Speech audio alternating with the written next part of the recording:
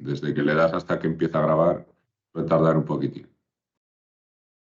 Ahora, buenos días, buenas tardes o buenas noches. Es un día más en Caimanes por el Mundo y contamos con uno de nuestros invitados más especiales que ya creo que tripite, así que no lo ha debido pasar tan mal en otras ocasiones. O bueno, cuatripite, que si contamos ahí también, yo creo, con el podcast con Cristina, que es Luis Garbia. ¿Qué tal estamos, Luis?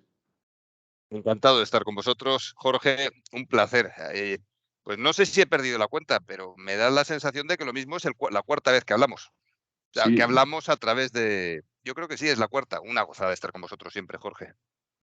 Bueno, bastante ha cambiado desde la última vez que hablamos y como empezamos un poco el año y tal, para ir empezando, que ya sabes que suele ir un poco improvisado, pero la primera pregunta igual me gustaría empezar por de 2022, que ha habido muchísimas cosas bastante importantes y que han sido igual bastante sonadas desde la inflación hasta la guerra a Ucrania o todo.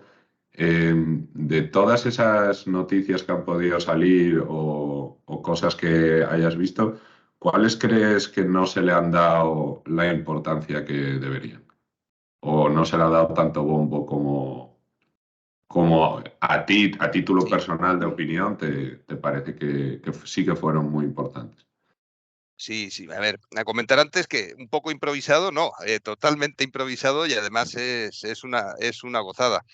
Eh, pues, a ver, más que a qué no se le ha dado bombo, yo lo que creo es que durante el año 2022, y nos pasa mucho, y ojalá no sea una tendencia durante el 2023, y ahora desarrollamos el 2023, sí que hemos prestado más atención al corto plazo y a lo urgente que a lo que puede ser importante. Ha habido un montón de información, un montón de noticias, pero, por ejemplo, es un ejemplo pequeñito, pero que nos ayuda a ver la foto general. Eh, el, el tema de los 20 céntimos el combustible de gasolina, la subvención, que ha Sí. habido inflación y el gobierno lo primero que ha hecho es subvencionar con 20 céntimos la gasolina. Eh, esa subvención, ay, Jorge, se te me has quedado congelado. Ah, no, no, es que estaba atendiendo, no, y a veces Ah, no pestañeo perfecto. mucho, ¿no? Fenomenal. Pues el tema con los 20 céntimos, lo que hemos visto es cómo en cuanto ha venido una primera curva, pues ya nos da igual la estrategia de renovables, nos da un poquito igual todo y lo que hacemos es fomentar el consumo o sea, fomentar la demanda de combustibles fósiles. Y además hemos visto cómo Repsol, Cepsa, todas las petroleras han hecho su pequeño agosto con todo el tema de subvenciones. Nos hemos dejado llevar en Europa especialmente frente a Estados Unidos, porque Estados Unidos sí que ha hecho las cosas un poquito de forma más ordenada. Nos hemos dejado llevar por las urgencias, por las diferentes urgencias, y lo mismo no hemos dedicado el tiempo suficiente como para pensar desde un punto de vista estratégico en cómo nos está afectando todo esto que está sucediendo. Al final, después del coronavirus, el precio del petróleo, el barril, llegó a estar en negativo durante el coronavirus. Hemos visto cómo estaba en torno a los $40, $60. Y esto es como cuando analizas quién es el culpable en un asesinato. Si tú miras quién saca beneficio, quién es el mayor beneficiado con la guerra de Ucrania, ves claramente cómo es Estados Unidos que ha conseguido vender armas, subir el precio del barril a $100, que se aprecie el dólar frente al euro. Y en esa estrategia que, con, que ha conseguido, con la cual Estados Unidos ha conseguido ganar 20 años de hegemonía, o sea, cuando todos hace un año pensábamos que era China el que o sea, el que más o menos ya tenía un poquito el control planetario, pues Estados Unidos ha conseguido ganar 20 años de hegemonía, pues Europa se ha quedado un poquito descolgada. O sea, no soy capaz de identificar una noticia en concreto, pero sí que este actuar descontrolado de Europa dejándose llevar por Estados Unidos, Jorge. Sí, la verdad que, o sea, tú lo dirías que es un poco más el nivel macro que no se ha tenido tanto, no les será dado tanto bombo, porque la verdad que es lo que dices, se suele ir más a noticias de esta semana, de igual este mes.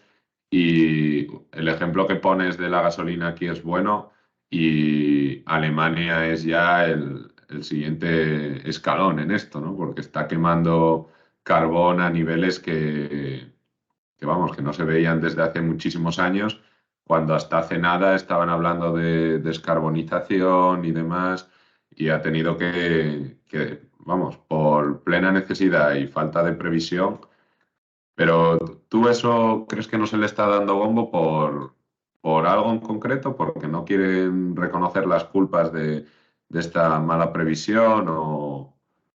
Mira, yo creo, a ver, y esto es opinión, ¿eh? Es opinión, pero yo Sí, creo que sí, no hay no. que achacar, no hay que achacar a la estupidez, eh, o sea, perdón, a la maldad, lo que puedes achacar a la estupidez.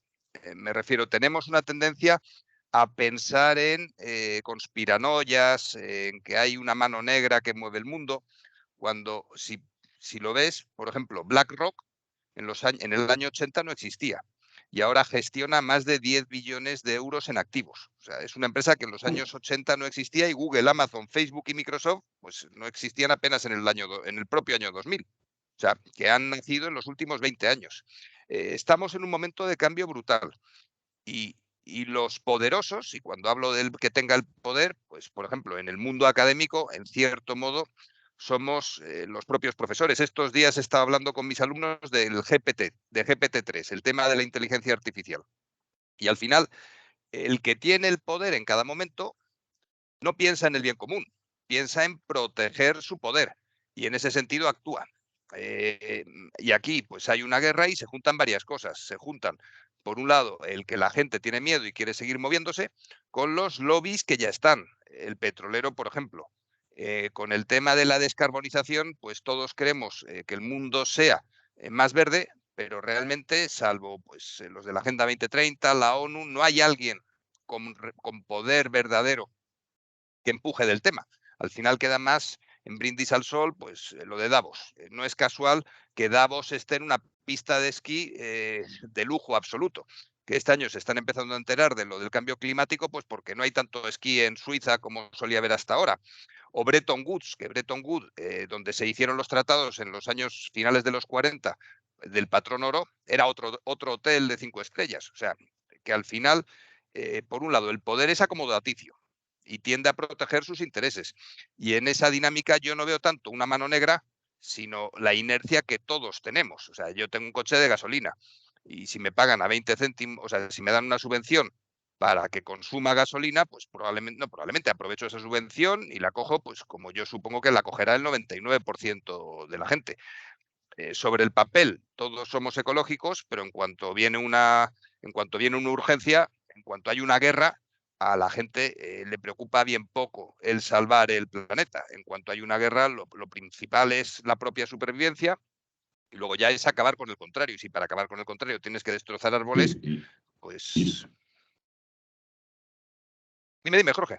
sí, y la un poco con lo que acababas de decir antes del corto plazo, largo plazo. En el momento que hay una urgencia, se mira más en el corto plazo que en el largo, y en el tema medioambiental es bastante buen ejemplo también los países en vías de desarrollo, que el tema medioambiental pues no les importa prácticamente nada a la población en general y a los gobiernos, pues la verdad que tampoco mucho, porque tienen problemas más acuciantes en el corto plazo, básicamente. Si vas a la India o a África o muchos de estos países, está todo siempre tirado por la calle, muchísima basura y demás, pero porque no, si tienes que estar preguntándote qué vas a comer este mes o qué demás, ese momento el cambio climático, que es una cosa bueno, que pues, está pasando, es una clara tendencia, y pero es en el medio o en el largo plazo, no es tan acuciante en ese momento. Pero decías de No, y por ChatGPT. mucho, Jorge, y por mucho que intentemos jugar a ser dioses, no lo somos. Me refiero, la ONU, y estoy pensando en los ODS y toda esta pesca. pues intenta regular las cosas de arriba abajo. Y cuando hablamos de la ONU, no son todos los países, sino los que dirigen la ONU, que ellos pueden querer que se dé misa en latín. Pero la realidad, cuando tratas de desarrollar esas políticas, es que por mucho que intentes tirar una lluvia de millones de arriba abajo, pues, por un lado, en cuanto tiras lluvia de millones, empiezan las corruptelas y empieza toda la corrupción. Y si esa lluvia es de arriba a abajo, cuando la miseria crece de abajo a arriba, pues es evidente que poco vas a hacer, salvo poder justificar los viajes en jet privado de toda esta gente. Se está hablando de que en Davos, pues lo que se habla siempre cuando hay una de estas redes, de una de estas reuniones, que el gasto asociado con los jets privados es mucho más grande que cualquier otra cosa que traten ellos con sus discusiones de resolver. Pero bueno, es lo Sí, mismo de siempre, la misma historia que la se repite. hipocresía, sí. Eso no cambia mucho ni en Davos ni en todos estos centros de poder. Pero sacaste ChatGPT, es algo con lo que llevo obsesionado. A ver, Desde no ha noviembre. salido, sí, no ha salido hace, bueno, un poco más tarde, porque lo había oído, pero fue en plan de, bueno, de esto como que no le das tanta importancia y hasta que me metí a jugar con él no me di cuenta de la importancia que puede llegar a tener esto. ¿Cuáles son tus impresiones respecto desde la funcionalidad hasta si puede ser un cambio de paradigma como lo llegó a ser Internet? O sea, que no es solo Sí, ChatGPT, sí, sino también la inteligencia artificial.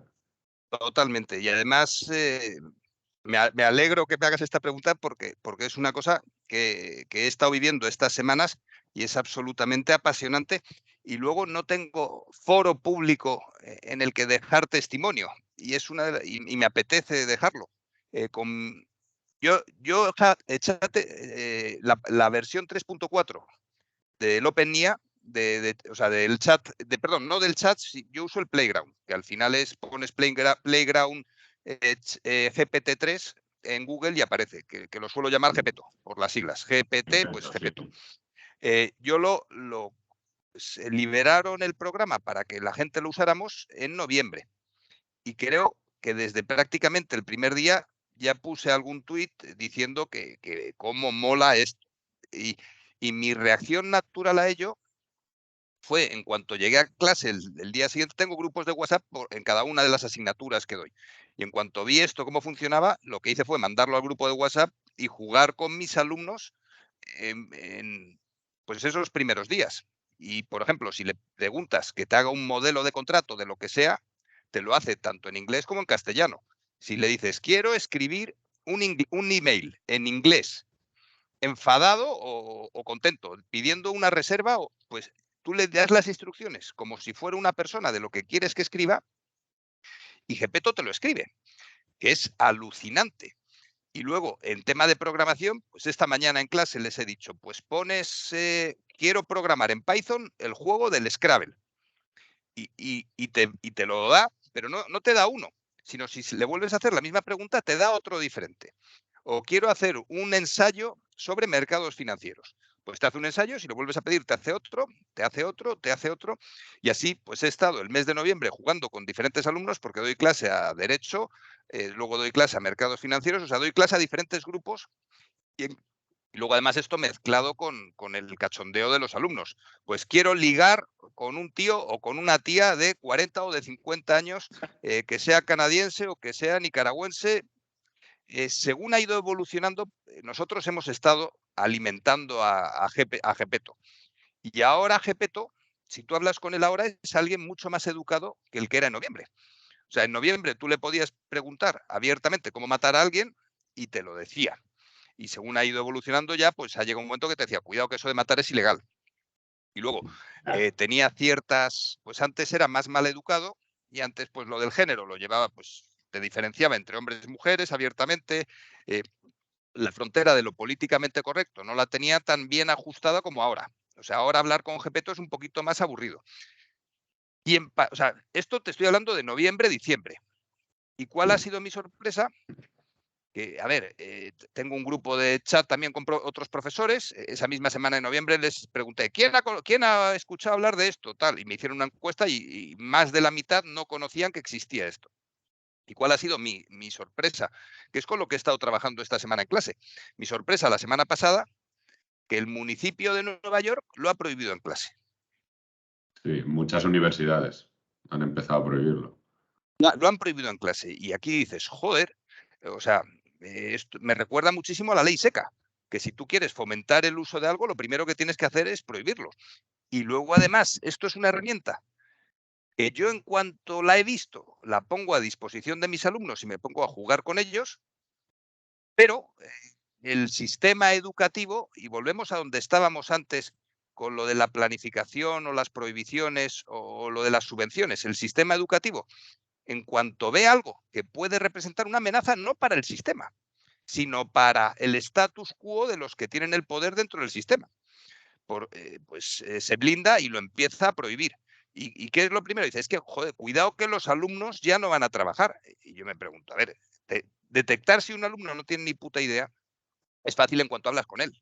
Tú con ChatGPT-3 te va a hacer una redacción. Pero, joder, esto es, tú le dices a un chaval que escriba y te escribe algo como si fuera Quevedo y luego le preguntas y no junta la M con la A, y yo creo que es bastante obvio que alguien le ha echado una mano Sí. con eso. ¿Cuál es el problema aquí? Yo creo que, a ver, que está muy bien lo de que los alumnos trabajen, pero el problema es, yo creo, que si tú prohíbes ChatGPT-3 no es para que los alumnos trabajen, sino para que los profesores puedan seguir tocándose los huevos o los ovarios, o los profesores y las profesoras y los profesores se puedan... mira, profesores es neutro, no hay profesoros. Pero lo que me refiero es que al final tiene sentido prohibir, tiene sentido ponerle puertas al campo. Sin duda, no tiene sentido. ¿Tiene sentido proteger con regulación un sistema que ya tiene problemas? Pues yo creo que el único sentido que se le puede encontrar es lo de proteger a los poderosos, proteger el statu quo. Pero es Sí. curiosísimo. Yo les he estado recomendando a mis alumnos que lean a Nietzsche, en concreto a Aurora. Aurora, porque Nietzsche juega mucho con la lucha contra la moral. O sea, a ver, una cosa es la ética y la moral, dependiendo con quién hables, se pueden llegar a... Yo cuando doy clases de ética, empiezo comentando que ética y moral, la raíz viene del latín que es moris, que es morada. Y ética viene de ethos, que en cierto modo es costumbre, que se puede entender también como el sitio donde estás o donde eres, pero en griego. O sea, ethos y moris vienen del mismo sitio, pero si hablamos de Nietzsche, la ética es es tú y yo pensando activamente en lo que está bien y en lo que está mal, mientras que la moral tiene un punto más de lo común. O sea, no Colectivo. llega a legislación, pero es lo que está, el qué dirán. Tiene que ver con la moral nietzscheana. Me estoy pasando y estoy resumiendo mucho, pero resumiéndome mucho y pasando, Nietzsche lo que viene a decir, desde la humildad, que esto es importante para no caer en el superhombre y no volvernos todos locos, Nietzsche lo que viene a decir es que en el momento en el cual el ser humano supera lo del qué dirán, es decir, le da exactamente igual el qué dirán, pues crece como persona. Y dentro del qué dirán están los prejuicios, está el dogma. Y ese elemento es lo que yo creo que está haciendo que se prohíba ChatGPT-3. O sea, que se prohíba el Gepeto. Sí. ¿Por qué? Porque es que es el que dirán, nuestros miedos. ¿Y qué debemos de hacer nosotros como personas? Pues investigar, jugar, ver cómo funciona, porque es una absoluta gozada. O sea, yo creo que es un error verlo como amenaza. Pero bueno, Usarlo como una herramienta. O sea, en ese sentido es como en la universidad que tenías que memorizarte muchísimas fórmulas cuando desde hace ya muchísimos años en Internet tienes acceso así a esas fórmulas. Y era un poco también para proteger, en mi opinión, a esos profesores que dices tú que no quieren poner un examen difícil o no quieren poner un examen en el que te hagan pensar, sino que A, B, D y C. Entonces, si te dan, porque la mayoría de exámenes que yo tuve en la carrera no te dejaban llevar los apuntes, ni mucho menos acceso a Internet. Entonces yo creo que ese miedo va un poco por ahí. Tienes la herramienta de Internet que cuando vayas al trabajo la vas a tener. Igual que lo más probable que tengas algo parecido a ChatGPT en unos años. Entonces, o sea, yo evidentemente, en el aspecto de universidad y demás, habría que saldrá, si no ha salido ya, una herramienta con la que puedas cruzar los datos y saber si lo ha hecho ChatGPT o lo ha hecho el chaval, como hay ahora programas para plagios y demás de Internet. Ya Pero existe, esa herramienta ya existe. O sea, y además sí, no te dice si se ha usado o no, pero te da un porcentaje de cuánto puede haberlo hecho una inteligencia artificial y está hecha sobre ChatGPT 3, 2 punto algo. Yo la he probado y funciona estupendamente. Una de las, a ver, es más, yo creo que es más profundo todo esto y no tiene que ver solo con copiar o no copiar en los exámenes. Piensa que nuestra administración pública, cuando no había ordenadores, para ser funcionario, lo que tenías que hacer era memorizar 300 temas y repetirlos como un loro. Esto, que debería de sonar como algo obsoleto, sigue sigue. funcionando para prepararse las oposiciones. ¿Tiene sentido en un mundo industrial donde no hay Internet que el funcionario memorice todo? Sin duda sí. ¿Por qué? Pues porque si vas a hablar con el juez se tiene que saber la ley. En cambio, ahora con Internet, lo mismo, habría que replantearse lo de la función pública. El problema es que estamos gobernados por el gobierno, pero la administración pública con todos sus funcionarios siguen funcionando como funcionaban hace 40 años, 50 años.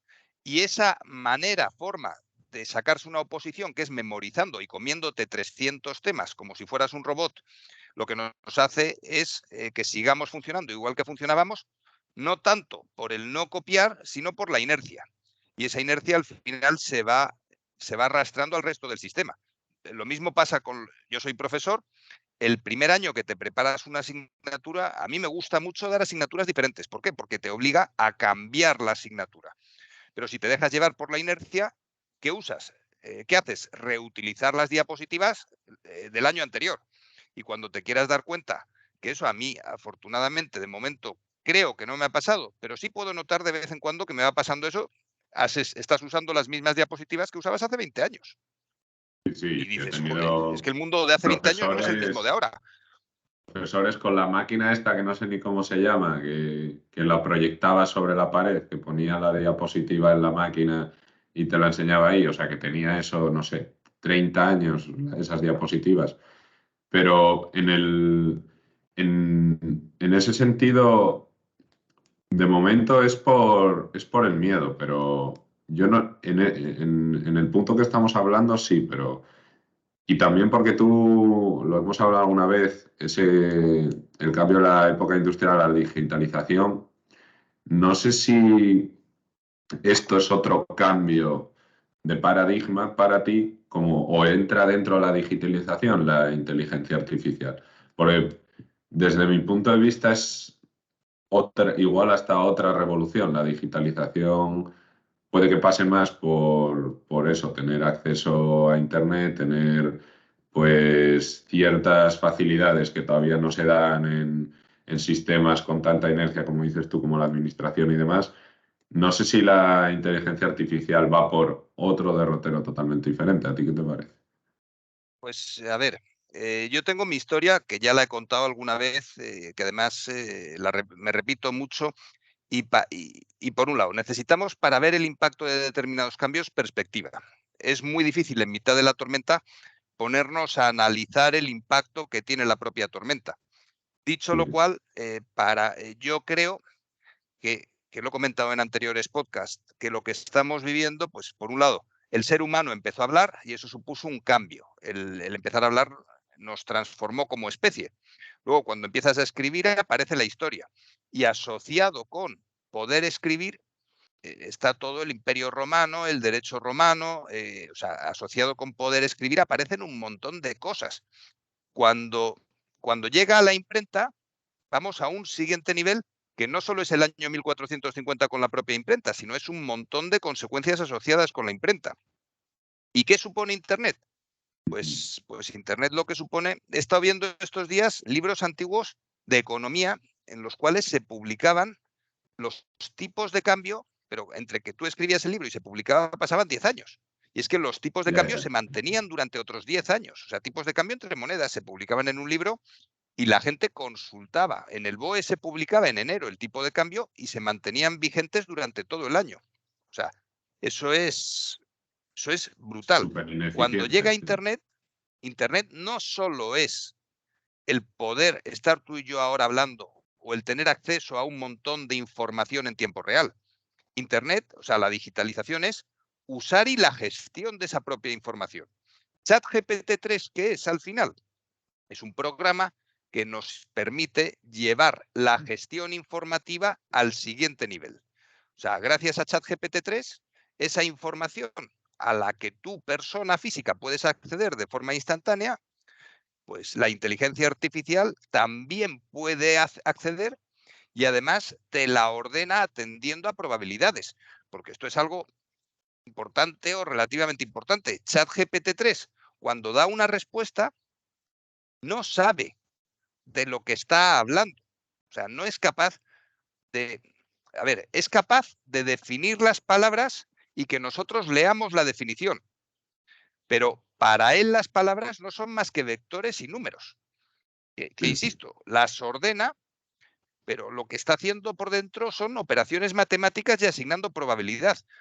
Por eso lo que comentaba de que al principio estaba muy poco educado y según ha ido pasando el tiempo, se le han ido metiendo filtros políticamente correctos. Tú si dejaras a ChatGPT-3 que funcionara a su libre albedrío, o sea, parecerían troles y cuando nos diéramos cuenta ya estaba dando soluciones relativamente cómodas a cualquier tema vía holocausto. O sea, a lo que voy es, ¿qué es ChatGPT-3 en concreto? Una forma de gestionar información en tiempo real.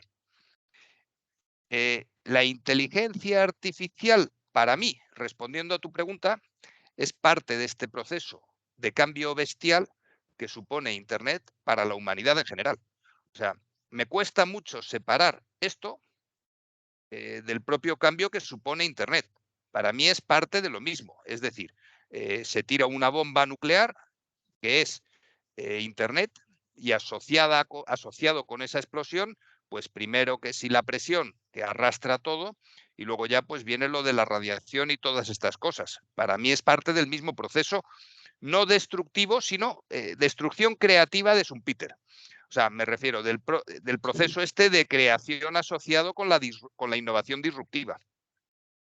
Pero, por ejemplo, o sea, ChatGPT podría, y creo que funciona, o sea, tú accedes a través de un servidor a Internet para él, pero él tiene una base de datos capada en 2021 que la ha sacado de Internet, pero podría no sacarla de Internet. O sea, la inteligencia artificial es la arquitectura de cómo procesar un poco esa información. O sea, por eso yo, o bueno, tampoco le he dado muchas vueltas, pero que lo veo como dos ramas diferentes. O sea, en ese sentido, vamos. Y lo de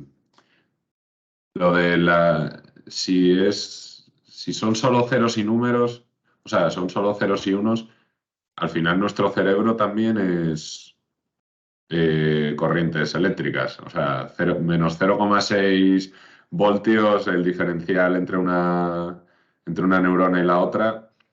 Entonces, yo, o sea, aquí igual soy un poco paranoico, pero creo que estamos jugando con fuego. Y que sí, que de Es que, momento va a tener a, una utilidad increíble. Va a tener una a utilidad ver, increíble. estás abriendo varios melones. Sí, Jugar con fuego llevamos jugando desde que se inventó. sí. Y en cuanto se inventó el juego, o sea, no lo sé, esto no lo he leído y estoy hablando sin haberlo consultado, pero a mí me da la sensación de que el descubrimiento del fuego, bueno, de la gestión del fuego y el comienzo del poder asociado con las religiones deben de ir muy de la mano. O sea, insisto que no lo he visto, pero el tío que coge una antorcha, en cuanto tiene ese poder, ya empieza a decir que ese poder viene de Dios y que él, como es el dueño de ese poder, si te portas mal, te quemo. A ver, estoy simplificando algo, insisto, de lo Sí, que no tengo mucha idea. Jugar con fuego, el ser humano lo está haciendo desde prácticamente toda la vida. Sin duda, le falta un punto de chispa hoy por hoy a esa inteligencia artificial. Que cuando hablamos de chispa, si nos ponemos en los tiempos modernos, pues a nuestros oyentes le vendrá a la cabeza Coca-Cola. La chispa de la vida. la chispa de la vida. Pero es muy difícil entrar en estos niveles y no meter lo desconocido en la ecuación. Y date cuenta la de vueltas que estoy hablando, porque ¿qué nombre le ponemos a lo desconocido o a eso que nos diferencia a nosotros de la inteligencia artificial? Pues yo, a ver, esto está muy Ciencia. estudiado también y está claro que hoy por hoy la autoconsciencia, o sea, nosotros somos seres conscientes, somos conscientes de que dudamos.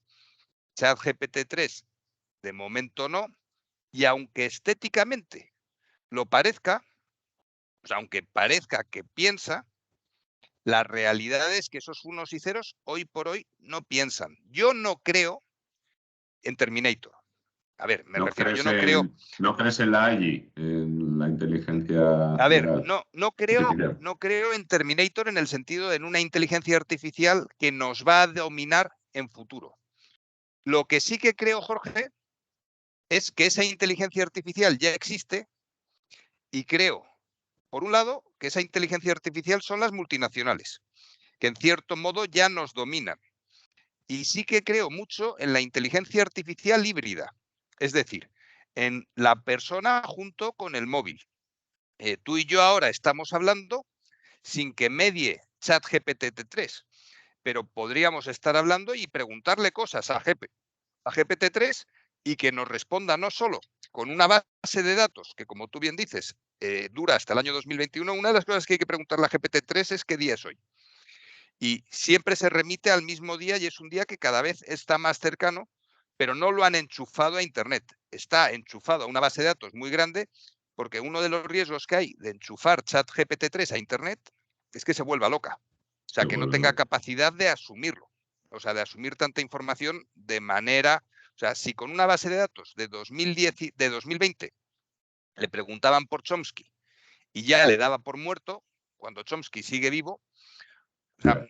el riesgo, porque ChatGPT-3 siempre te va a contestar y lo que no lo sepa se lo va a inventar. O sea, no va a dejar una pregunta sin responder por su propia programación. Y en ese sentido, para mí, el riesgo no es que la inteligencia artificial nos acabe dominando, sino un riesgo en el que ya hemos caído. Y es que nos movemos por esos mundos sin pensar mucho en el día a día, nos dejamos llevar. Y algo que he aprendido en la cárcel, que el mayor enemigo de una persona, lo he aprendido en la cárcel y lo he vuelto a ver en la universidad. Y en la universidad lo constato constantemente. El mayor enemigo de una persona no es el gobierno o alguien que venga de fuera. Somos Tú mismo. nosotros mismos. Nosotros mismos con nuestra, insisto, inercia. He hablado de la inercia varias veces, pero ¿a qué responde esta inercia? Pues que tenemos derechos, vivimos de puta madre, todo muy cómodo, y cuando nos queremos dar cuenta nos hemos dejado llevar y vía Twitter retuiteando lo que sea, pues estamos crucificando a alguien por defender un derecho que además, a ver, es una inercia global y la inteligencia artificial mal gestionada sí que puede hacer que este hombre o mujer híbrido sea cada vez más retrasado. Retrasado en el sentido de llegar con retraso a los sitios, o sea, con respeto a la gente con discapacidad intelectual. Y, o sea, porque yo ahí difiero un poco, pero algo que es más probable, en mi opinión, es que igual, ya no directamente, pero indirectamente sí que nos acabe gobernando bastante. O sea, si tienes esta capacidad de Jorge, procesamiento. Jorge ya nos gobierna. O sea, si lo que te preocupa es que nos gobierne, ojalá nos gobierne la inteligencia artificial, porque lo que nos gobierna ahora, el año que viene, ¿qué pasa? Pues que hay elecciones y gane quien gane, se va a preocupar en ganar, se va a preocupar en los votos.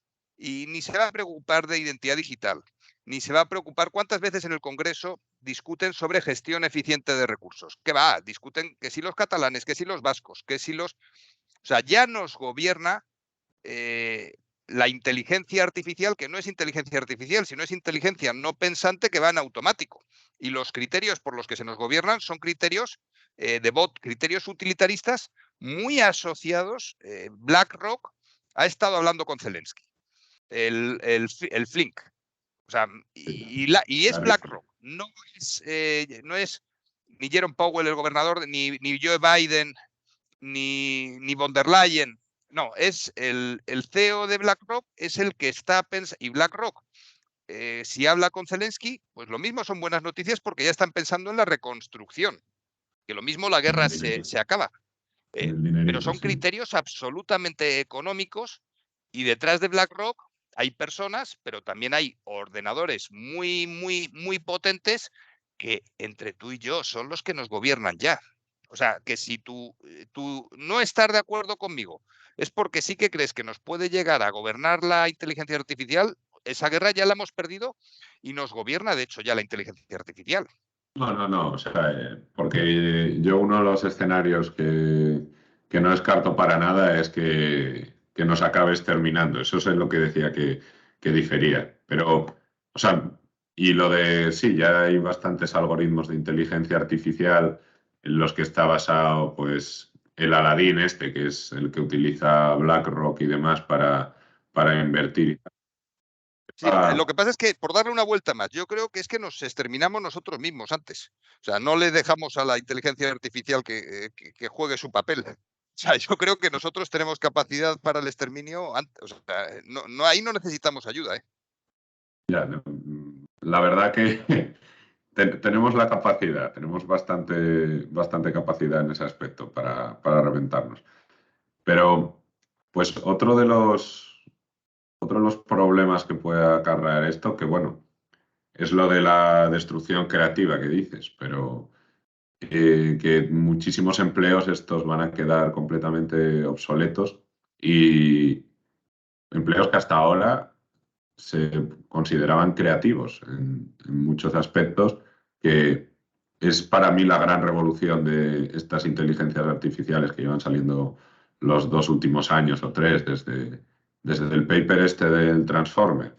Pero, ¿qué, o sea, ves que sea una transición fácil o ves que va a haber mucha disrupción en ese aspecto de, por ejemplo, ya estaba al nivel de un universitario de economía, el ChatGPT. En un año igual está al de un doctorado. Lo Y que pasa es que cuidado ahí la métrica que coges, porque lo mismo ChatGPT 3 no se mueve, o si metes a una meba en juego, y te hablo no pensando en el sistema educativo, sino yo mismo como docente, ¿eh? Que lo mismo yo involuciono y acabo al nivel de de la meba. O sea, a ver, a ver, soy optimista, muy optimista en relación con esto que estás planteando, y yo creo que tenemos datos suficientes como para ver que cada vez la guerra se juega en terrenos menos sangrientos. Pensando en las guerras medievales o feudales, pues antes, o Julio César incluso, empezó a cortarle, pues ganó a los galos y les cortaba las manos. Les cortaba las manos y ahí se quedaban sin manos los galos y a los que no, pues no sé si se cargó, pues no lo sé los números, hablo sin saber, pero más de un millón de galos o con los propios sí, sí, cartagineses. Steven Pinker, vamos, Steven Pinker, que vamos con menos violencia y menos Eso agresividad es. y que... Ahí hay un punto que cada vez somos más civilizados, aunque pensamos en momentos de los ciclos que hemos salido del punto evolutivo.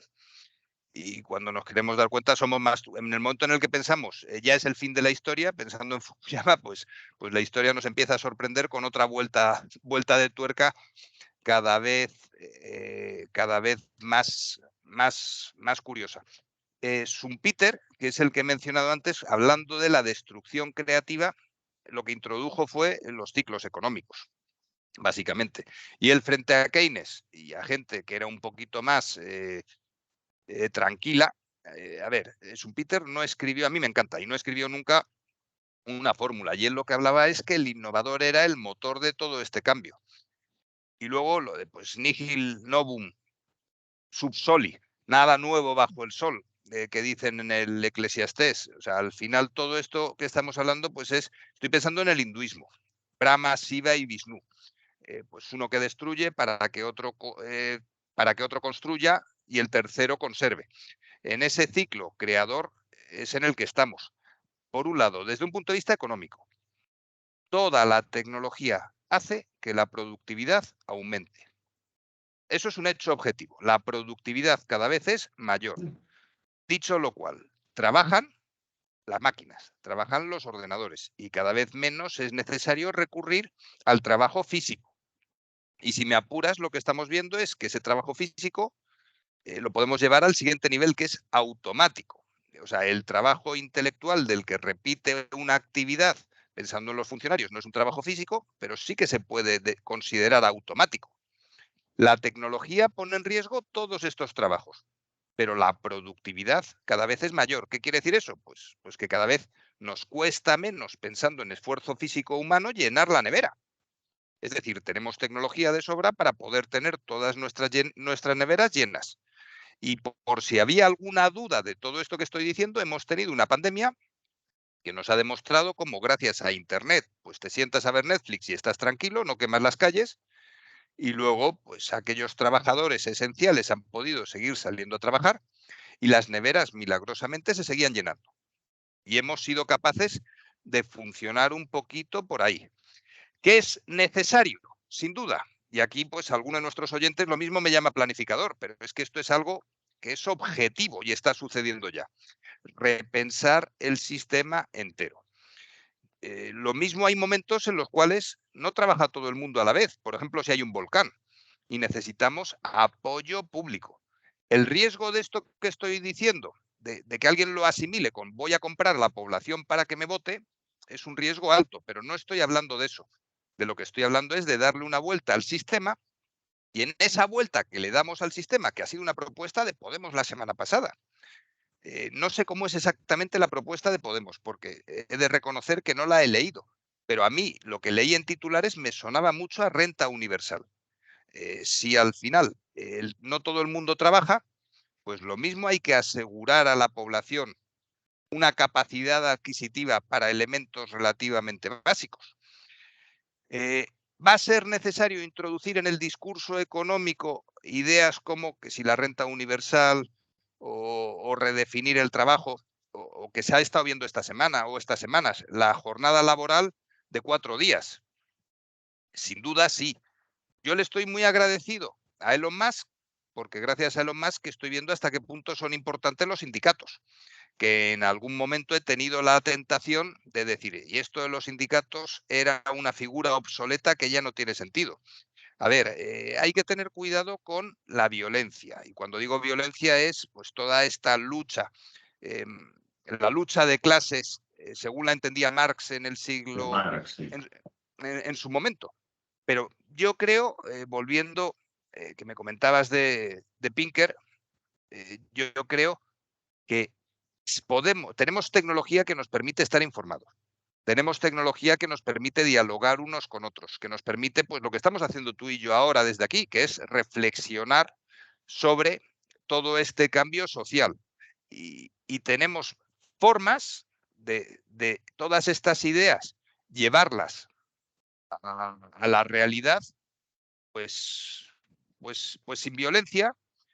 Y al final, si tú le das un par de vueltas a todo el mundo, incluso a los más poderosos, les interesa que haya cierta paz social.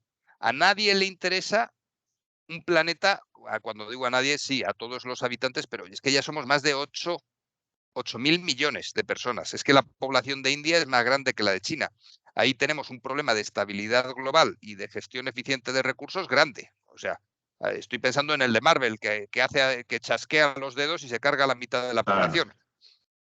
O sea, eso es un problema que tenemos ahí de sostenibilidad global del sistema. Pero entre tú y yo, Jorge, me la pela un poquito. Yo tengo a mis 3 hijos, vivo en Madrid, está España, tú ahora hasta donde sé estás en Murcia, Y el problema que tenemos en España no es precisamente de exceso de población, sino más bien lo contrario, de sostenibilidad asociada, entre otras muchas cosas, con el propio sistema de pensiones. O sea, que en ese entorno no Ahora, creo que vaya a haber mucha violencia. o sea, lo de la renta básica universal sí que en algún momento va a tener que llegar precisamente también por esto de la inteligencia artificial. Y eso habría que poner un impuesto a las máquinas o un mayor impuesto a las empresas o cómo se podría recaudar eso, porque si no lo que haces es otro sistema de pensiones. O cómo lo ves tú que sería Sí, mejor el planteamiento. esta me la sé. Me la sé. Lo que pasa es que la respuesta, voy a intentar resumirla y si me dejo muchos flecos, esto da para horas y horas. A ver, has hablado, la palabra correcta es recaudar. La política fiscal, ¿en qué consiste? Pues consiste en recaudar dinero de la gente en vía impuestos con tres objetivos. Y esto no lo digo yo, esto lo dice la economía de toda la vida. La política fiscal tiene tres objetivos. Primero, redistribuir la riqueza. Después, dar servicio público. Y tercero, pagar la inversión pública. O sea, al final se recauda de aquellas unidades que son excedentarias para, con ello, todo esto asociado con servicio y gasto público que he hablado, inversión pública de la que he hablado por un lado, y en paralelo, el redistribuir la riqueza. Nuestro sistema fiscal está diseñado en los años 80 y anteriores. En los finales de los 70, el IRPF, que antes, digo el que tenemos ahora, el IRPF según se carga ahora es finales de los 70 y el IVA es del año 86. De los 210.000 millones de euros que se recaudan, y estoy dejando aparte las cotizaciones de la Seguridad Social, pero de los 210.000 millones de euros, que por cierto, Jorge, ahora estamos en récord de recaudación. Es decir, ahora se está Sí, recaudando más que nunca. ¿Y por qué se recauda tanto? Pues porque con lo del coronavirus ha bajado el uso del efectivo, ha caído economía sumergida y se tiene más control sobre el dinero que se mueve. O sea, ahora estamos en récord de recaudación, por lo y tanto, la lo inflación. mismo podríamos pensar en cómo mejorar el sistema. Lo que pasa es que lo de la administración pública es algo, digo administración, el gobierno y todo esto, la voracidad asociada con el gasto público, dinero que tienen, dinero que queman. O sea, estamos Sí. con récord de recaudación, pero el gasto es también mayor que nunca y esto se mide con el déficit. Si el déficit en 2019 era del 3%, la diferencia entre gasto e ingreso, ahora estamos en el 5% del PIB. O sea, que es No hay incentivo alucinante para ahorrar. la voracidad. Pero por volver a donde estaba, y me estoy enrollando demasiado, esto se crea en el año 86. En el año 86, ¿cómo funcionaba la economía española? Con trabajadores que iban a trabajar, y resumo mucho, en coche a los sitios. Las familias no tenían digo, en el año 80 no había un ordenador en cada casa y no había móviles en los bolsillos de los ciudadanos. O sea, que había algún ordenador por ahí, pero grande asociado con... El coche, hoy por hoy, recauda en total, si sumas hidrocarburos, si sumas el IBI, si sumas bienes, o sea, si sumas el impuesto municipal, lo de la energía, recauda más de 40.000 millones de euros. Hidrocarburos, el IVA de los hidrocarburos, o sea, si sumas todo lo que recauda el coche, de los 200 y pico mil, 40.000 son del coche. El impuesto de sociedades recauda menos de 30.000 millones de euros. O sea, que se recauda más de los coches, de los vehículos, que de lo que hacen todas las sociedades. Y paga el mismo impuesto por el coche el taxista que el señor o señora que se va de vacaciones en un todoterreno o que se echa al monte. O sea, ese mismo coche paga los Sí. mismos impuestos. O sea, el coche está reventado. Y de los impuestos que se pagan, de los 200 y pico mil millones de euros, más del 70%, un 74% es IVA, que lo pagamos tú y yo, Y e IRPF, que también lo pagamos tú y yo. O sea, al final, el sistema fiscal que tenemos ahora carga, por un lado, en el vehículo, que me parece una metáfora estupenda de la productividad en los años, o sea, en finales de los años 80 o principios de los años 80, y en los trabajadores. Resumen de lo que te estoy diciendo. Cuando hablo de darle una vuelta como un calcetín al sistema entero y pensar en cosas asociadas, o sea, como puede ser la renta universal, a la política fiscal, la reforma fiscal es una de estas vueltas a las que hay que darle, porque no podemos seguir aumentando impuestos a los trabajadores y a los autónomos y al coche seguir buscándole una vuelta más de cómo se le cargan impuestos. Mientras que, ¿quién produce ahora? Pues evidentemente Google, Amazon, Facebook. ¿Cuántos impuestos pagan? Pues muy poquitos. Las sociedades producen cada vez más, no todas las sociedades, no la tienda del barrio, que crea tejido industrial y al mismo tiempo cada vez tienen más gastos y además la inflación pegando. No, pero cada vez más los que más producen más y se pueden acoger a un régimen fiscal cada vez más favorable. Es decir, o metemos una reforma profunda al sistema o esto de la desigualdad social cada vez va a ir en aumento. Y esto que estoy diciendo no es ni de derechas ni de izquierdas, es de sentido común. O sea, cualquiera con dos dedos de frente lo tiene que entender. Lo que pasa es que me pongo a hablar de esto o se pone alguna televisión a hablar de esto y la gente acaba dormida. Pero es lo que toca. ¿Por qué crees, o sea, por qué ahora que estamos recaudando más que nunca tienen que subir los impuestos? O sea, ¿en qué se está yendo tanto el gasto? ¿Es para en estas políticas de lucha contra la inflación? O sea, ¿cómo es posible? Pero cuidado que tratas de resumir lo que está sucediendo para meterlo en un tuit. O sea, Muy simplista, sí.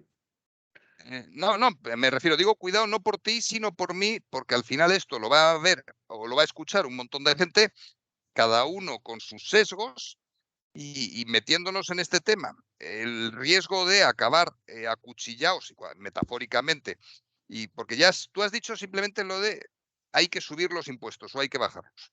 Mira a Janet, me sale Janet Yellen, no, pero no es Listras, Ya entiendes. la que estuvo antes Ajá, de, o sea, Listras intentó sí. bajar los impuestos como buen liberal y duró pues menos que un paquete Hasta la de guillotina. caramelos delante de un colegio. A ver, por un lado, voy a la pandemia. Durante la pandemia, que había que aumentar el gasto público, es evidente. El volcán de La Palma, que hay que aumentar el gasto público asociado con la gente que está en La Palma, es también evidente. Ahora bien, cuando nosotros metemos el bisturí en el conocimiento del gasto público, por un lado, vemos que cuesta un huevo. Es decir, que yo mientras puedo ver tus cuentas o tú puedes ver mis cuentas y te doy las claves en tiempo real y puedes ver, yo tengo, mi hijo el mayor, 14 años, está en Canadá y tiene una tarjeta de Revolut. Podemos ver en tiempo real, y luego por Google puedo ver dónde está. O sea, mientras tenemos tecnología que nos permite ver las tripas de cualquier proceso, desde un punto de vista de la administración pública tenemos problemas para gestionar los fondos europeos. Porque, porque en muchos, o el ingreso mínimo vital durante el coronavirus, un proyecto maravilloso de José Luis, me sale López Vázquez, de José Luis Escrivá, que luego lo va a desarrollar y no llega a la gente. ¿Por qué? Pues porque los funcionarios no son capaces de abrir todos los expedientes necesarios, es decir, hay que digitalizar. Dicho eso, el problema asociado con el gasto público es que queremos seguir resolviendo problemas digitales a un modo industrial. Yolanda Díaz, con trabajo, ha hecho una inspección pues, que entró como los hombres de Harrelson en las Big Four. Y entró como los hombres de Harrelson para ver si en las Big Four trabajaban más horas de lo que les tocaba. Objetivamente, cualquiera que...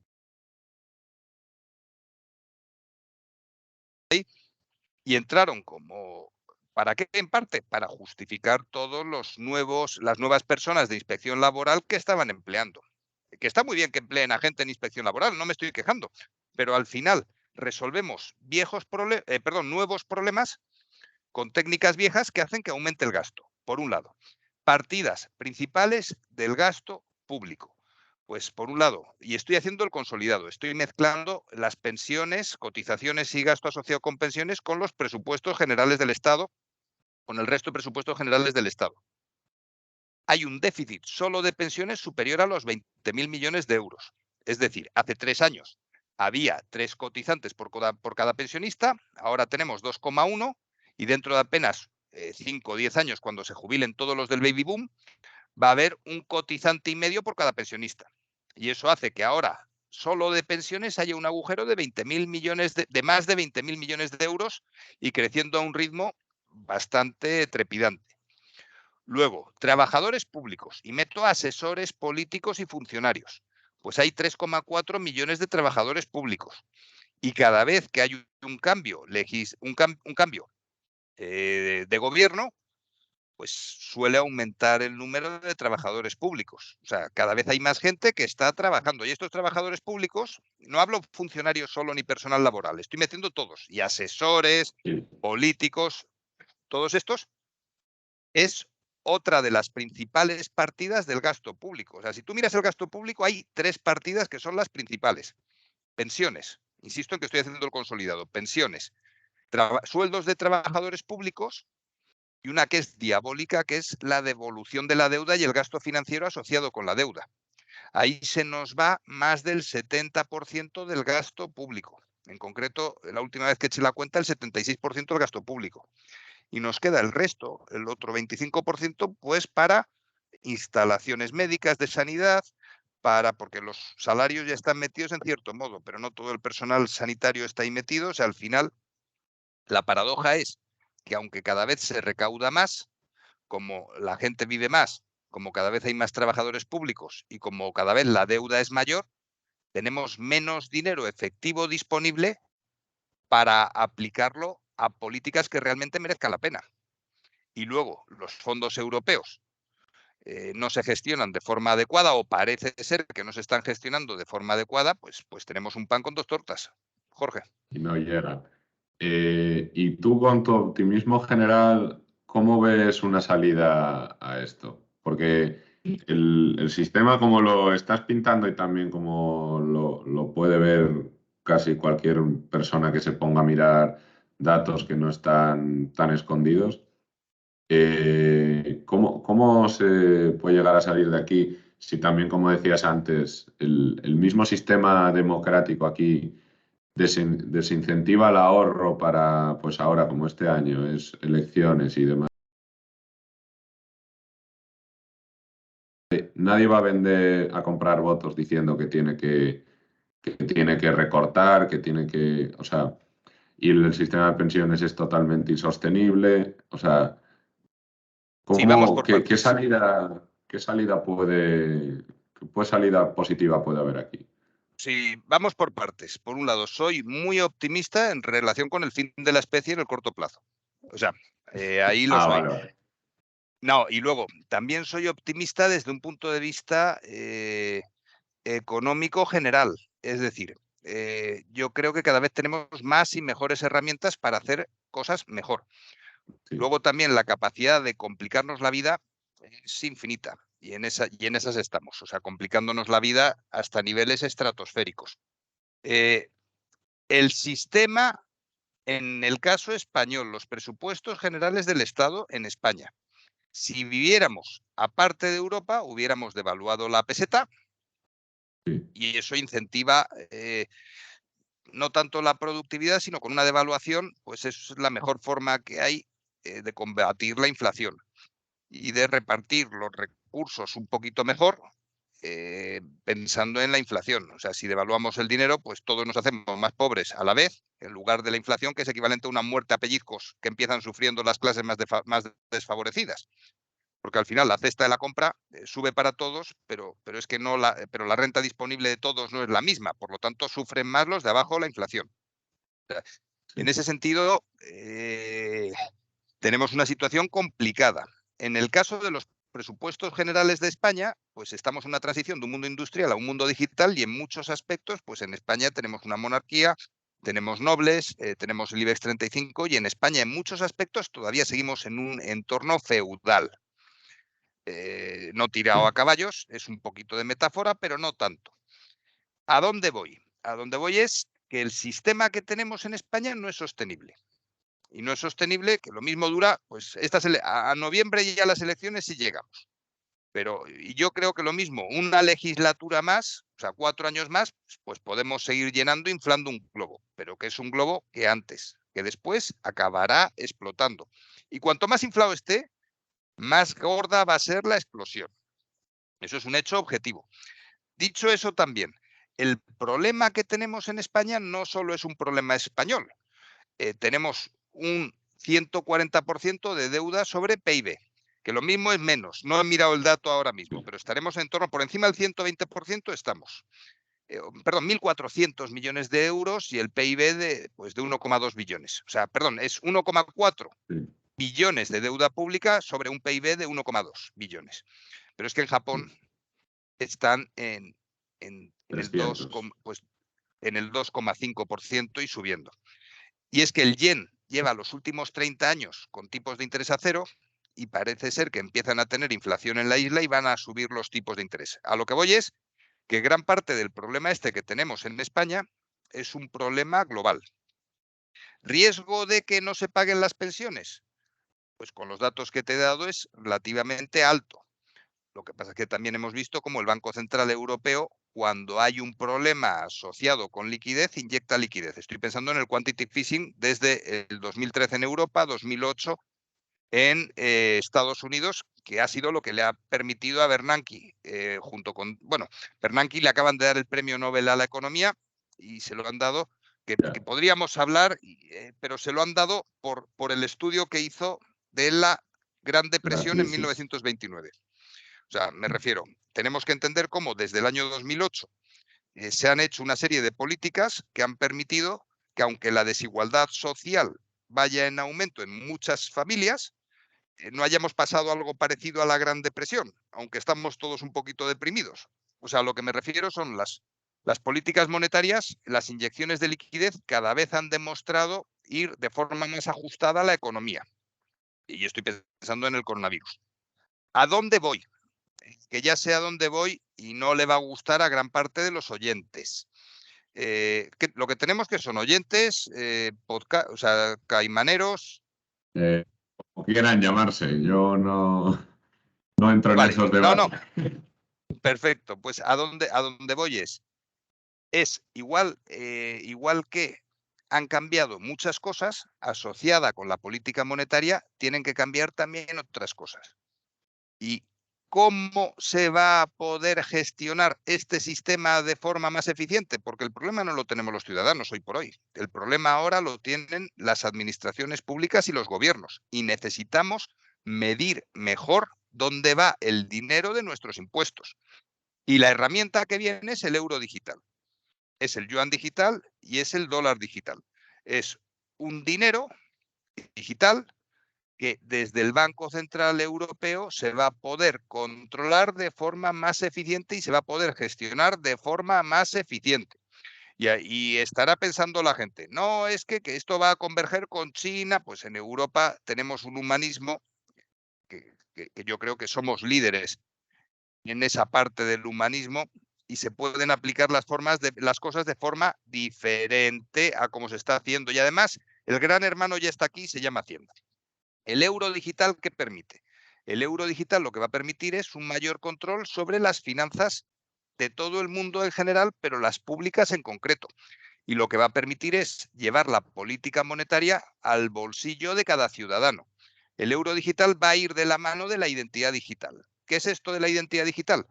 Pues es la relación de cada individuo con el entorno. Ya existe una identidad, pues tú eres Jorge, tienes un número de DNI, estás empadronado en un sitio, tienes títulos universitarios y cuando quieres cambiarte de universidad, pues tienes que ir al padrón, tienes que ir a la universidad, hay que ir a diferentes administraciones públicas y hoy por hoy tu identidad y la mía están descentralizadas y centralizadas en la administración. Lo que hay que hacer es que esa identidad sea digital y esté centralizada las credenciales en el propio individuo.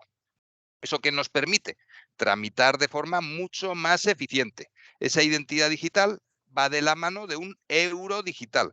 Para el usuario final, le da igual pagar desde el móvil, desde tarjeta o con euros en efectivo.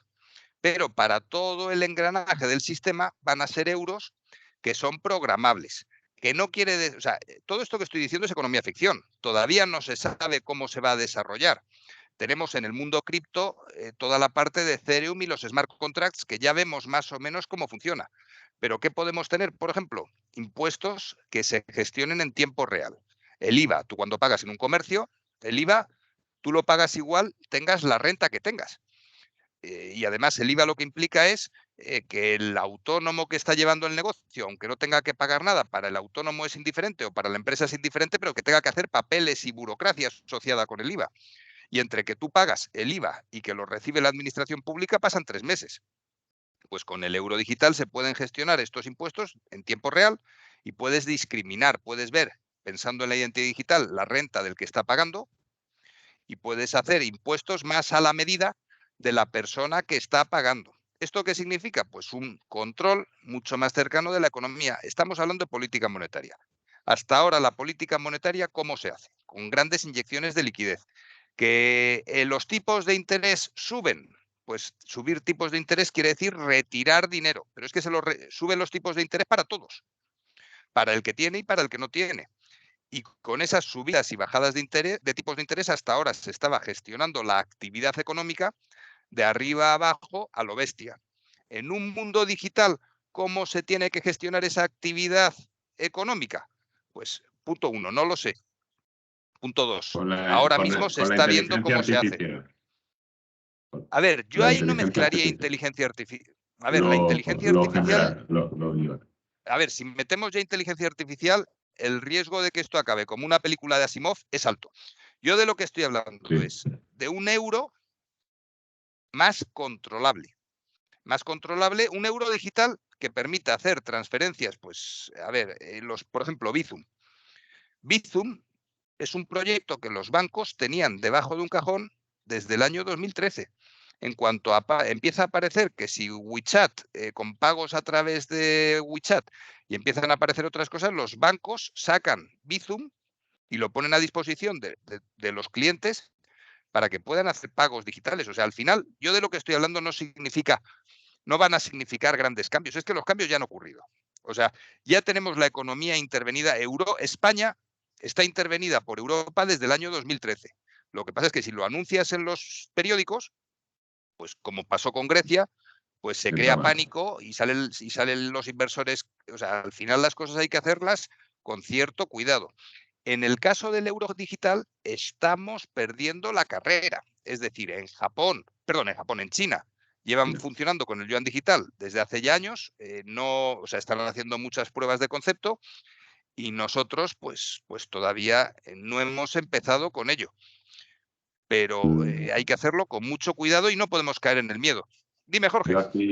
Yo aquí tiro igual, o sea, la utilidad está más que clara y tiene muchísimas ventajas las CBDCs. Lo que a mí me preocupa, que dices que en Occidente tenemos más humanidades y demás, es, por poner un ejemplo, que bueno, habrá más y probablemente llegarán más. Pero en Canadá, cuando protestaron los camioneros estos de forma pacífica, se les congelaron sus fondos. Eh, si simplemente, y pues sin proceso judicial, sacando una ley de hacía 40 años y demás. Si lo tienen mucho más fácil, como apretar un botón que puede ser para congelarte tus fondos, saltarse esos procesos, le estás dando unas herramientas que tienen a la vez también muchísimo peligro en ese A sentido. ver, Y Jorge, sin duda son herramientas que tienen mucho poder. Y por eso estoy hablando de que con ese poder se pueden cambiar cosas. Dicho lo cual, pensando en lo de Canadá, de lo que estabas hablando, si nos quieren dar por culo, no necesitan el euro digital para darnos y en gran medida ya nos están dando. Es más, en parte nos dan, nos dan por culo. Es una metáfora que se entiende y no creo que ofenda a nadie. Y si hay alguien a que se ver, ofenda, pues que lo pruebe, que tampoco está tan mal. Y yo qué sé, tío. A lo que voy es, el problema que tenemos ahora es de falta de transparencia. Falta de transparencia en relación con muchas cosas en concreto, pero con lo público más. O sea, no sabemos lo que pasa con los impuestos, no hay control sobre a dónde va el dinero. Pero al ciudadano, si le quieren dar, no necesitan el euro digital para darnos. Es más, yo creo que bastante nos dan sin darse cuenta. Es que por eso, precisamente por eso, darles más herramientas, o sea, para mí, No es y darles, no es darles, es aquí darnos. ya, pero la política monetaria moderna y todas estas cosas, lo del quantitative easing y tal, yo lo veo más como una herramienta que han estado usando para salvar al sistema, Sí. pero por salvar al sistema y a costa de la clase media, de la clase baja, como lleva pasando en 2008, como lleva pasando pues ahora con el coronavirus, aunque parezca que no, lo estamos pagando todos con la inflación y casi todo el mundo en general. O sea, cada vez que hay una crisis, esta gente de política y monetaria, llámala la Fed, Banco Central, quien sea, lo que hace es intentar salvar el sistema y al final suele ser a costa de las herramientas que tienen, pues sí, pero esas herramientas al final lo que hace es, y la desigualdad se lleva viendo desde hace muchos años, la desigualdad cada vez sube más, la Cuidado, clase cuidado, la media en desigualdad, términos reales, sí, a ver, desde hay que del ver, porcentaje más rico al porcentaje más medio de sí, riqueza. O sea, pero cuando hablamos lo del que quiero, aumento de la pobreza, Jorge, cuando hablamos del aumento de la pobreza, eh, no de la está por ver. desigualdad, de la desigualdad, no de la Bueno, la pobreza. desigualdad, sin duda. La desigualdad. Por eso es lo que quiero decir con estas políticas monetarias, y ese que es mi punto de vista, ¿eh? Porque es No, bastante no, a ver, discutible. no, yo lo comparto Pero, contigo. pero que si entonces a esta gente eh, le das todavía más herramientas en este sentido, no creo, o sea, la intención, y si la intención fuese así, sería la hostia de que sí, o sea, no lo hemos estado haciendo porque no teníamos más herramientas, pero es que hasta ahora no me han estado probando o sea, el quantitative easing, tanto en 2020 con el coronavirus, la mayor parte de los fondos fue para salvar a los ETFs y bancos y demás historias. En el primer momento, cuando estaba a punto de quebrar y Espera, los espera. bonos, No, Jorge, estás mezclando. Los ETFs, hasta donde yo sé, nadie los ha rescatado porque sí, funcionan de sí, puta sí, madre. sí, Digo, sí, hasta sí, hoy los ETFs funcionan y es BlackRock el que los lleva y se está forrando. O sea, estoy de acuerdo con sí, tu análisis sí, desde el esto 2008 te a lo que lo, a los que. te lo enviaré. Te lo enviaré No, porque a ver, de la en primera 2008. partida del quantitative easing en 2020 fue para salvar los ETFs, porque estaban a punto de reventar. A ver, Esto 2020 lo vi en su día. No, pero Pero cuidado, que, una o cosa sea, es 2008 y otra. sí, o sea, el punto no es ese. El punto es que antes miran en este tipo de crisis, porque llegarán y llegarán habiendo euro digital y sin haberlo. Pero en el momento que llegan, a quienes intentan proteger, salvar o demás, es siempre pues lo que decíamos, esto es una oligarquía, Jorge, entre comillas. llevo hablando de esto desde el principio Sí, sí, sí. o sea, estoy repitiendo, o sea, en ningún momento he dicho nada opuesto a lo que estás comentando ahora. La regulación, y lo he hablado con ChatGPT 3, o sea, con el ChatGPT 3, lo he hablado antes con la regulación. El objetivo de la regulación es proteger al que tiene el poder. Y luego, además, hay mucha inercia en el sistema. O sea, luego, estamos en terra ignota. Terra ignota es pues cuando Magallanes se salía del mapa y no sabía dónde coño estaba. O sea, me refiero, no sabemos dónde está, y BlackRock, que lo he dicho antes, en el año 80 no existía No existía. y ahora gestiona, pues si sumas a BlackRock, sumas a Vanguard, sumas los 5 fondos de inversión más grandes del mundo, gestionan 30 billones con B de activos cuando el Producto Interior Bruto de Estados Unidos es de 25 billones. O sea, me refiero, el Sí, sí, poder sí. lo tienen estas grandes multinacionales y usan y abusan de ese poder. Luego, en paralelo, está toda esta gente que has comentado, el Fondo Monetario Internacional, está la Reserva Federal, está el Banco Central Europeo, que en este caso concreto, la Reserva Federal se está comiendo la tostada la Reserva Federal se está comiendo la tostada del Banco Central Europeo con lo de Ucrania, que lo hemos comentado también hoy. O sea, la Reserva Federal, la política fiscal de Estados Unidos está mucho más ajustado con la política monetaria. Desde el año 2008, esto de Internet ha tocado al sistema financiero y desde el año 2008, lejos de transformarse el sistema financiero, lo que está haciendo es usar la regulación para protegerse. Y el quantity phishing es dinero inyectado que ha ido, no todo ese dinero ha ido a los mismos sitios. En principio, ¿a dónde ha ido la mayor cantidad de quantity phishing? A pagar deuda pública, o sea, a déficit. Sí. O sea, esta burbuja de la deuda tiene que ver con aquellas inyecciones de liquidez. En el caso europeo, ¿a dónde ha ido ese dinero? En gran medida también a los rescates bancarios. Y luego, durante el coronavirus y pues se han inyectado más de 2 billones con B de euros al sistema bancario, a los bancos, al Banco Santander con sus 190.000 trabajadores, al BBV con sus 115.000. O sea, te estoy dando la razón en lo que has comentado. O sea, tenemos un sistema que, por un lado, tiene fallos estructurales gordos y tenemos que ver cómo se resuelven esos fallos estructurales gordos. Y aparece por un lado el Bitcoin, que el Bitcoin es muy poquito, digo en volumen. El Bitcoin pues no llega, la capitalización conjunta de todas las criptos no creo que lleguen al billón. Había llegado en su pico llegó a 2,4, una cosa así. En su pico, el año pasado. Pero hablamos de capitalización conjunta. O sea, al final Sí. es relativo. O sea, el Bitcoin es algo, pensando desde un punto de vista macroeconómico grande, es algo relativamente residual y que nadie pretenda Sí. bitcoinizar un país como puede ser El Salvador, que además lo que Bukele metió en bitcoins fue 50 millones de dólares. O sea, me refiero que es Una risa. pecata minuta. O sea, al final mezclamos informaciones de varios lados y acabamos en sitios. Lo que necesitamos, y me da igual el nombre que le pongamos, es controlar a dónde van nuestros impuestos, tener una mejor gestión del gasto público. No me voy a meter en política monetaria.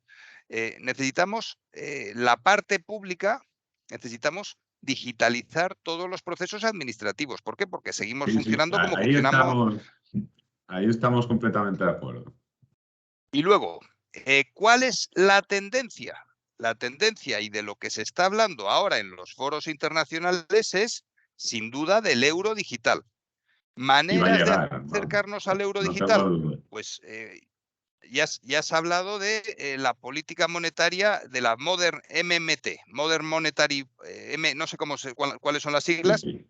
MMT, pero que Modern Monetary Theory. nos estamos acercando a las 8, quedan apenas 3 minutos. Sí, tú en cuanto me digas, cortamos y lo dejamos para otro podcast. No, es que esto da para muchísimo. El problema de todo para esto muchísimo más. es que no estoy hablando de planificación, sino de transformación del sistema. O sea, Transformación el digital. euro estoy hablando de lo que estoy hablando desde el primer día de la tertulia. Lo que pasa es que en cuanto llegamos al euro digital, es fácil que la gente que se presume como no dogmáticos, o sea, que cree de sí mismos que son no dogmáticos, pues que son, cuando rascas un poquito, empiezan, pues en cuanto mencionas euro digital, o mencionas ODS, o mencionas cualquier tipo eh, de salida, no de salida, hay un montón de gente que ya se empieza a oír llegar a un montón de gente con sus prejuicios, o subes impuestos o bajas impuestos. Ya se empieza a escuchar llegar a los de Podemos, a los de Vox, a los de PP, a los del PSOE o a los de Ciudadanos, con sus prejuicios. Es que los chinos, es que en América del Sur, en los países en vías de desarrollo, pues es que la gente, las mujeres, los hombres, los transexuales, ¿me entiendes lo que digo, no? Y al final ya no sabes muy bien de qué estás hablando. Prejuicios de diferentes tipos. Yo creo que los problemas que tenemos encima de la mesa están bien claros y tienen que ver asociados con la sostenibilidad del Estado que tenemos ahora. Si la sostenibilidad del modelo social que tenemos ahora casca por la parte de los presupuestos generales del Estado, el análisis que hemos hecho yo creo que también es correcto. O sea, hay una serie de cosas asociadas con el gasto público que son absolutamente necesarias y hay otra parte de ese gasto público que es superfluo, mejorable o repensable al menos. Pues ahí es donde hay que meter el bisturí. Luego, en parte está toda la parte de política monetaria, que hay que darle una vuelta. Pues esa la dejamos para otro día, pero que no me empiecen a freír por los comentarios porque la parte No te del euro preocupes por los digital. comentarios. Tienes que hacer como Nietzsche. La moral tiene que darte igual los comentarios. No, Y pero sí, a ver, no, pero es no. broma, es Al broma. final yo lo que no quiero, hemos hablado de un huevo de cosas. Y lo que no quiero es que lo que quede de esta, porque al final la gente no va a estar una hora escuchándonos o mucha gente no va a estar una hora escuchándonos y se va a quedar con una idea por el titular, por los comentarios. Y la parte la parte más candente es esta del euro digital, es probablemente de la que opine más gente. Y sí que lo que quiero es o sea, dejar abierto el tema de que esto hay que desarrollarlo. O sea, que no empiece a sacar Twitter, que ya se les oye llegar con sus tweets, es broma. Es broma. Y lo de ya se les oye llegar es algo muy de forocoches. O sea, ya se les oye llegar a los cuñados con las barras de. Y cuando digo cuñados, es que es muy arriesgado, no arriesgado, que meter esto, el riesgo de que no hemos hablado de Shakira y de Piqué. De que te cataloguen, ¿no? De un lado o del otro, sí. En el No hemos momento. hablado del Team Shakira y del Team Piqué. Pero imagínate, ya acabo de hablar de Shakira y de Piqué y cuando te quieres dar cuenta nos retuitean y toda esta o sea, este debate que hemos tenido ha versado sobre Shakira y Piqué, cuando realmente hemos hablado 3 minutos de ello. Es importante lo del ruido, la Sí, gestión del ruido. que lo tiñe. Que lo tiñe todo. Te Pues tengo que dejar, sí, sí, lo perdóname. dejamos el debate para otro lado. Si es que ya tenemos que dejarlo. Muchísimas gracias, Luis, por todo.